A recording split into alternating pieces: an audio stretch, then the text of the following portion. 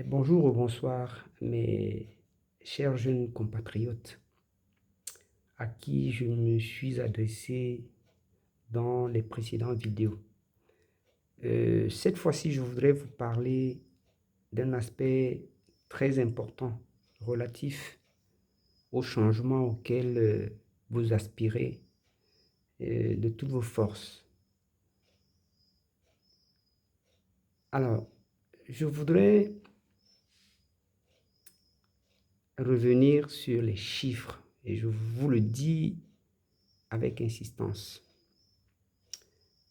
Tout d'abord, je voudrais que vous vous souveniez que je vous ai parlé des jeunes âgés de 20 à 25 ans en essayant d'établir un rapport avec l'année 2025. Et de là, j'essayais d'élargir, n'est-ce pas, la plage ou la tranche, la catégorie de personnes à qui je m'intéresse, à qui il revient de réagir, de décider du changement qui devrait avoir lieu dans ce pays dans les jours qui viennent. Et je disais dans ce contexte qu'il fallait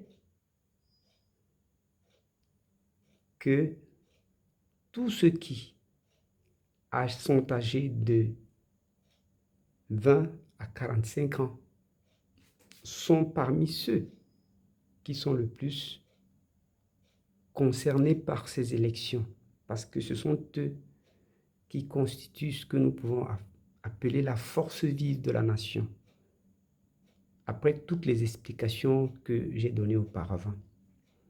Cela dit, je voudrais vous rappeler à vous qui êtes de cette tranche d'âge que lorsque nous allons revisiter les comportements électoraux des Camerounais, il se trouve que beaucoup de jeunes gens âgés de 20 à peu près 30 ans sont ceux qui sont le plus absents au vote. Et le prétexte principal qu'ils prennent, c'est que nous votions ou que nous ne votions pas, rien ne changera. Et je voudrais leur dire que ce n'est pas vrai. Ce n'est pas vrai. Et pour ces élections qui arrivent, il faut que vous sachiez que c'est une obligation historique pour vous de vous inscrire dans les listes électorales et de voter. Parce que le premier signe du changement que vous appelez de tous vœux se situe dans l'accroissement du registre de vote, c'est-à-dire dans l'accroissement du nombre d'inscrits dans les listes électorales. Ce qui voudrait dire qu'aujourd'hui, si d'ici le mois d'août, où les listes électorales, l'inscription dans les listes électorales sera fermée, il pourrait avoir un accroissement d'au moins 1 500 000 nouveaux électeurs. Il est clair que cela sera un signe précurseur de changement. Retenez donc que le vote est personnel et que chaque carte de vote constitue une clé pour ouvrir une porte, pour ouvrir la porte de votre avenir. Vous ne pouvez pas parler du changement sans prendre l'action qui convient d'aller voter. Par ailleurs, je voudrais vous rappeler que c'est une illusion de vous faire croire que vous n'avez pas l'obligation de voter. Sachez que c'est un droit politique, c'est un droit civique. C'est une façon, parmi tant d'autres, de participer à la construction et à la gouvernance du pays. Ne croyez pas qu'on ne peut construire le pays que physiquement, mais on construit le pays en participant au choix de ceux qui doivent le diriger. La balle est donc dans votre camp. Inscrivez-vous dans les listes électorales et décidez d'apporter votre contribution au changement.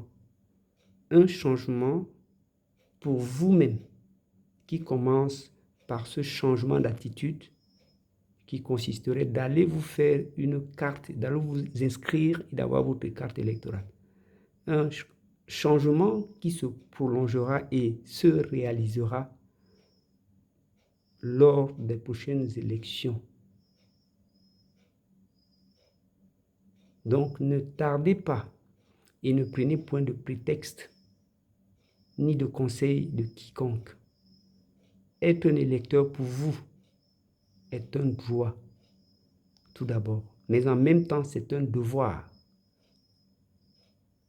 Et ne pas être électeur, c'est faillir non pas seulement à vos droits de citoyenneté, mais aussi c'est faillir à vos devoirs de citoyen.